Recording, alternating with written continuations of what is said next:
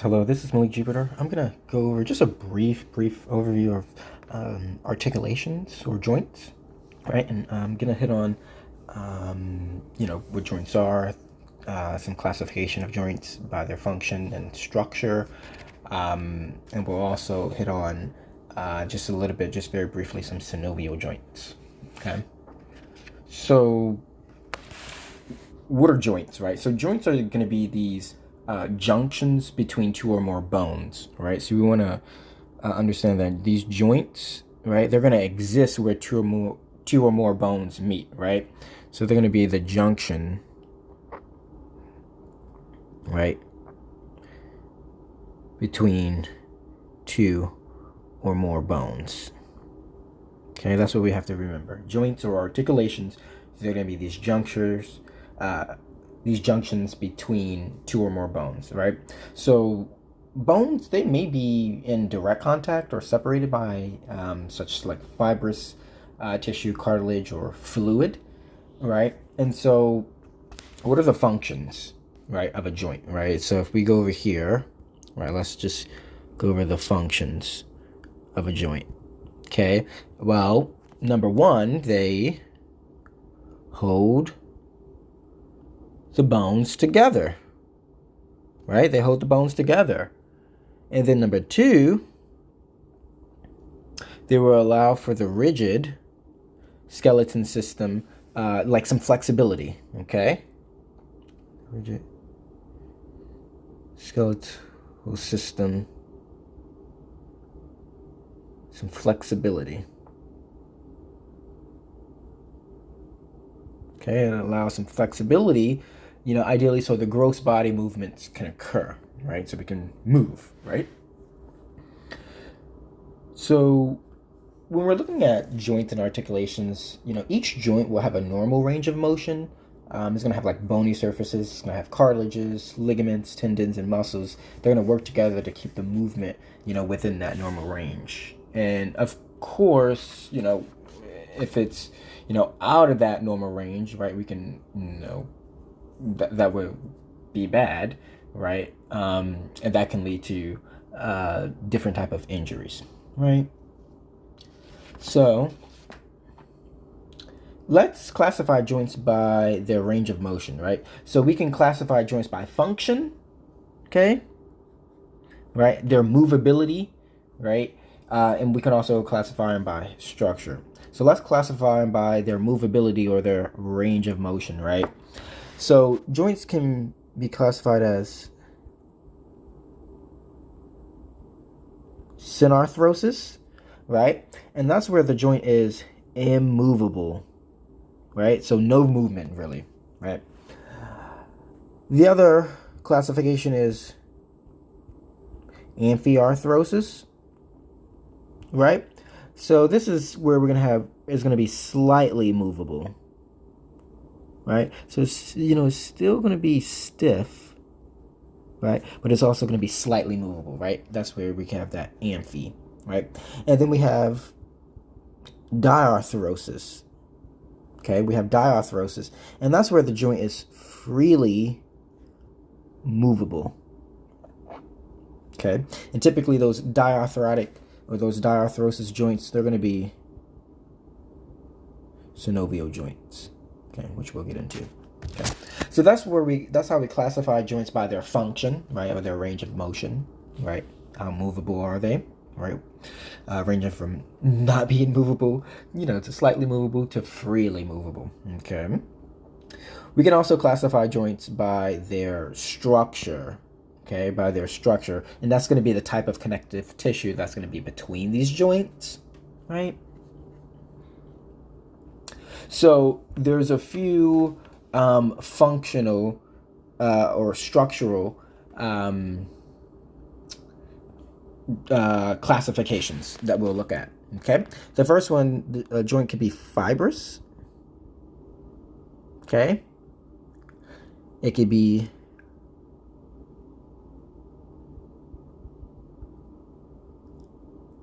cartilaginous, right? Cartilaginous, and it can also, or I should say, it could be synovial.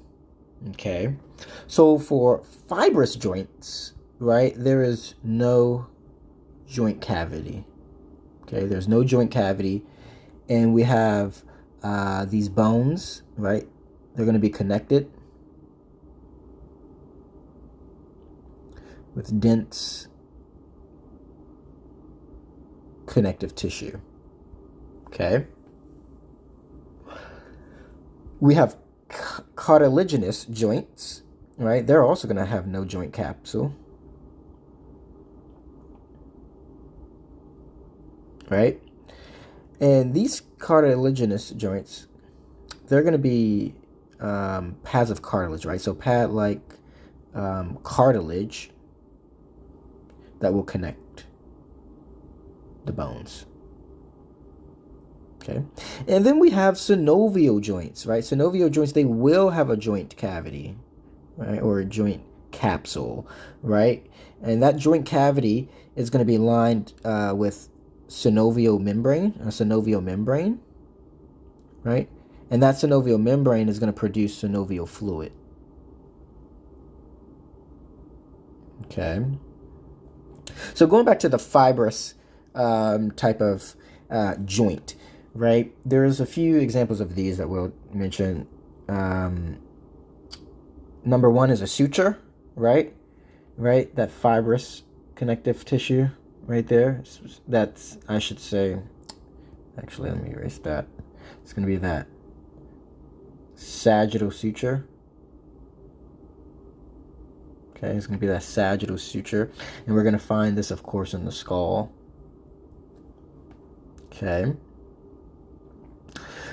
We're going to have gymphosis is another example of a fibrous joint.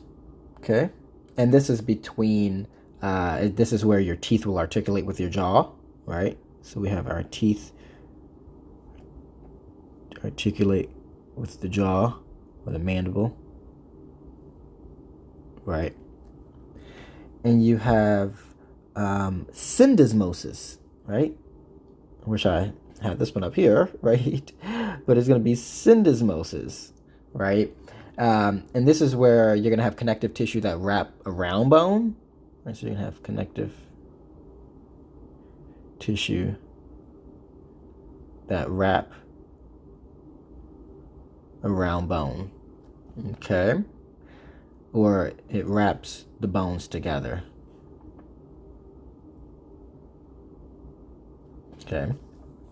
And so you can see an example of a syndesmosis where you have this tibia right here, right? So scroll in. You can see the tibia and it has that dense regular connective tissue that's wrapping around, right? Or connecting it to the fibula right there. So that would be an example of syndesmosis, right? These are fibrous joint.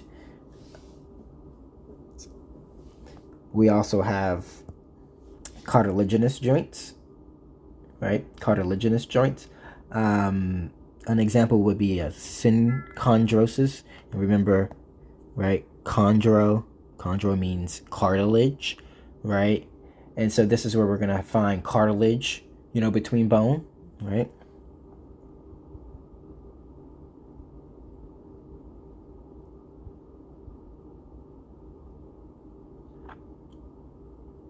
Or even within, right? Bone, right? And we have an example here, right, of the clavicle and the sternum. This is that sternoclavicular joint right there that we're right here. So sternoclavicular joint, that's an example. Another example of a synchondrosis would be that epiphyseal plate, right? The epiphyseal line, right? That growth plate, that epiphyseal line is going to be that cartilage within the bone. Okay, it's going to be the cartilage within the bone that's going to connect that diaphysis and that epiphysis, right? So if I was to draw a bone,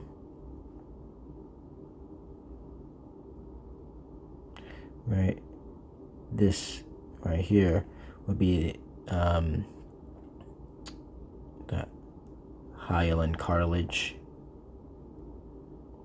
right, that connects this diaphysis to the epiphysis,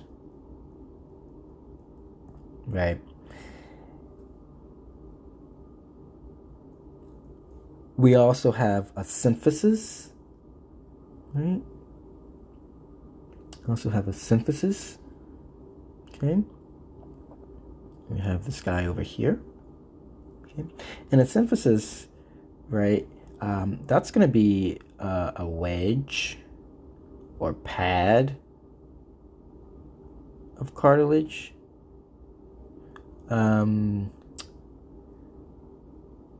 That will separate articulating bones.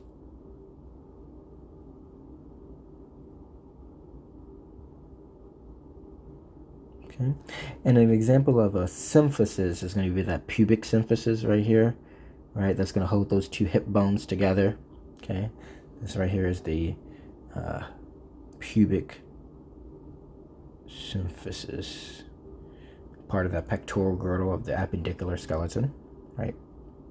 So when we're looking at these, let's just, so we classified them by structure. Let's try to classify them by function, okay?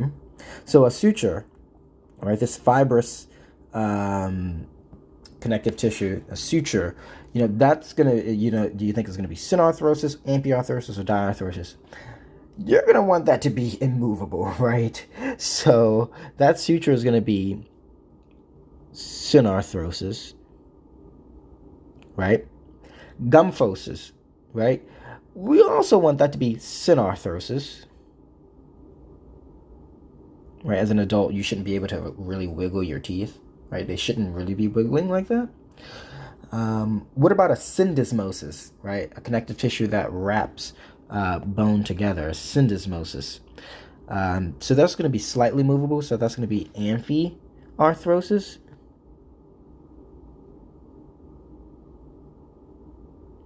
Okay. What about cartilaginous joints? What about a synchondrosis, right? A synchondrosis, especially a synchondrosis within this epiphyseal line, that's going to be synarthrosis, right?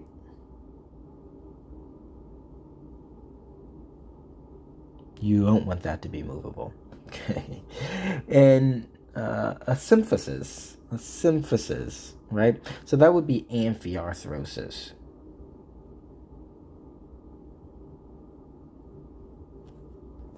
Okay, that would be amphiarthrosis.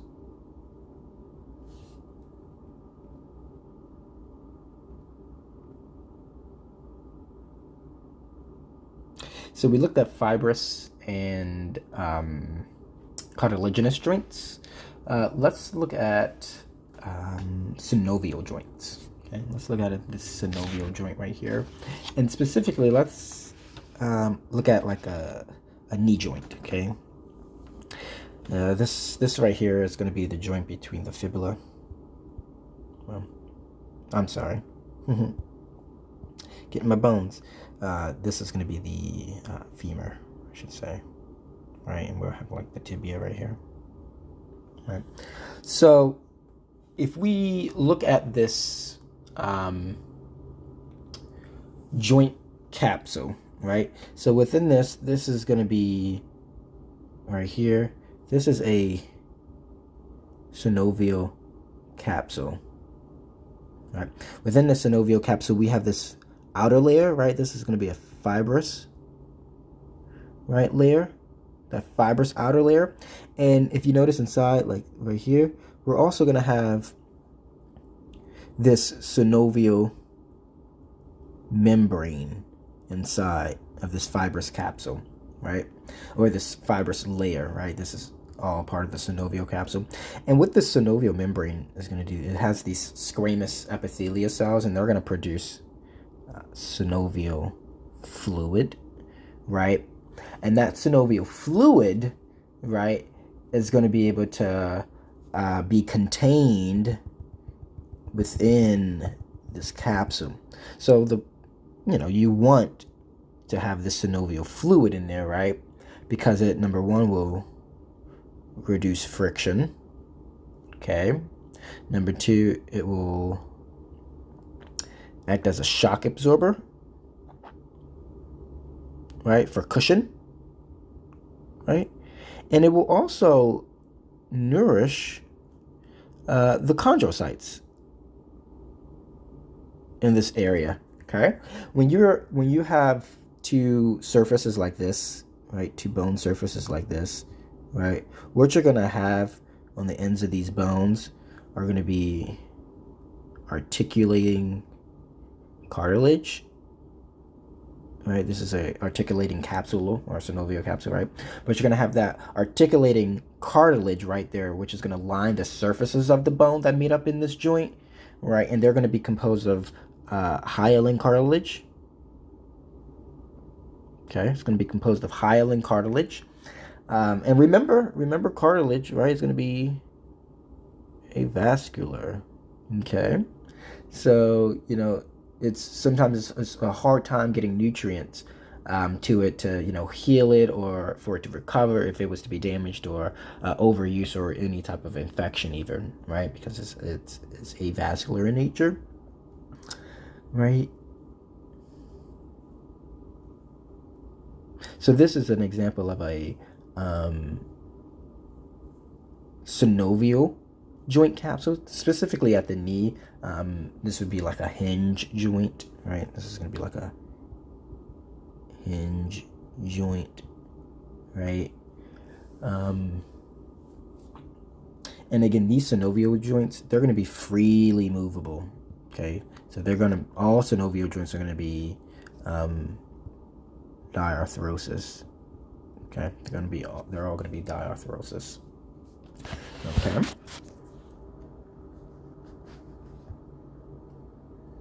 So let's look at just the last thing, just very briefly, the axis of motion, right? So movements at a joint occur along specific axes of motion, right? So an axis of motion is an imaginary plane along which joint movement occurs, okay? So there are three possible axes of motion, just as there are, three dimensions in the world that we live in, right? So a joint that permits movement in all three axes, such as like the shoulder joint, right? You can see illustrated right here, right? That joint is going to be described as triaxial, right? A joint that permits movement along two axes is going to be termed biaxial, whereas a joint that permits movement in only one axis is going to be termed monoaxial. So let's just write it out, okay? So we have, right, joints, it can be monoaxial, right? And that's, again, movement in one plane. It can be biaxial, and that's movement in two planes. Or we can have a multi or a triaxial, right, joint, and that's movement in three planes. Okay. And so we have some examples down here, right? So we have three different type of monoaxial joints that be in the plane joint, right? A pivot joint and a hinge joint, okay?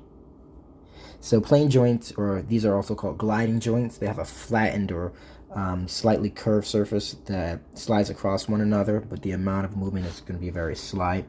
So looking at like a gliding joint, we can use the example of like the carpals, right? Specifically like the hamate and the tracheotrum, right?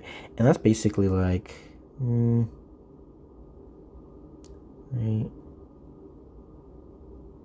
right, where we're just moving in one axis, right, or one plane, right? A pivot joint, right?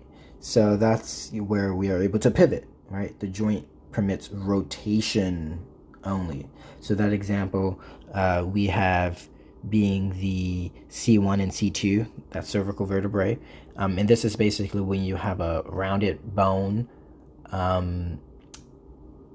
that is going to sit, right? You're going to sit within that rounded bone or within a circular bone, and it's going to have a ligament, right? So you can see this transverse ligament right there. That's of the atlas that is able to wrap around the dens of the axis, that protrusion, right? That dens of the axis, and it's going to be able to produce rotation, right? So rotation. So you think of this bone, right? You have another one that's right around that ligament and is able to rotate, but it's still only able to rotate in, one plane. Okay. And then the other monoaxial joint we have is a hinge joint, and you can think of this simply as like a door, right? Hinge joints will permit angular motion in a single plane, just simply as closing and opening of a door, right? And we have examples of the elbow joint, the knee joint, ankle joint, and the interphalangeal joints as well, right? So you can again just think of the elbow for this hinge joint, and so if I was to draw it out, these are hard sometimes, right? Like that, right? And so you have just open it in one way, right? A hinge, right? Then we have biaxial movements, right? That's movement in two planes. We have the condylar joint, right? And we have the saddle joint, right? So saddle joint, that would be an example of like the first carpometacarpal joint, right? And so saddle joints, they have a complex articular surfaces, and they'll fit together like basically like a rider in a saddle, right? As you can see right there. Okay, and so we can draw this out here, I guess. I really believe that if we just draw these out, it kind of helps us, right? And so we're moving in that plane, right? But we're also moving in an additional plane too, okay? And again, an example of that would be those. You can see the trapezium, right? And the first metacarpal bone, okay? It's kind of like sitting on a saddle right here. The condylar joint, right? It's another biaxial joint, okay? And these have an oval articular face nestled within a depression on the opposing surface, right? And so a good example of this would be the metacarpal phalangeal joints 2 through 5, right? So we can see the metacarpals in those proximal phalanges, right?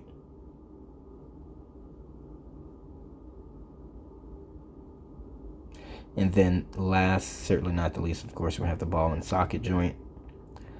The ball and socket joint, that's going to be a triaxial movement, right? We're going to have examples being the shoulder joint and the hip joint. Okay, it's going to be the shoulder joint and the hip joint.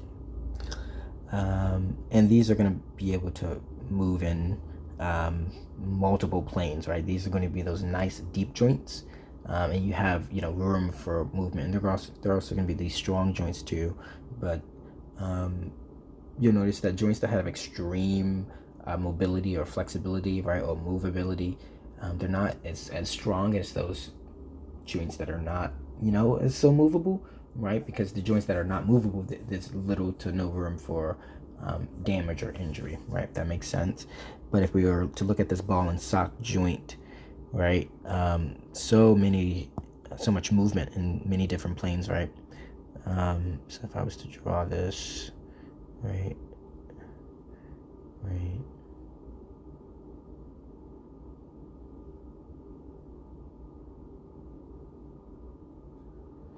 so we have movement in this direction, right? And in this direction, right? Movement in that direction. So this is a triaxial type of movement of this joint, okay?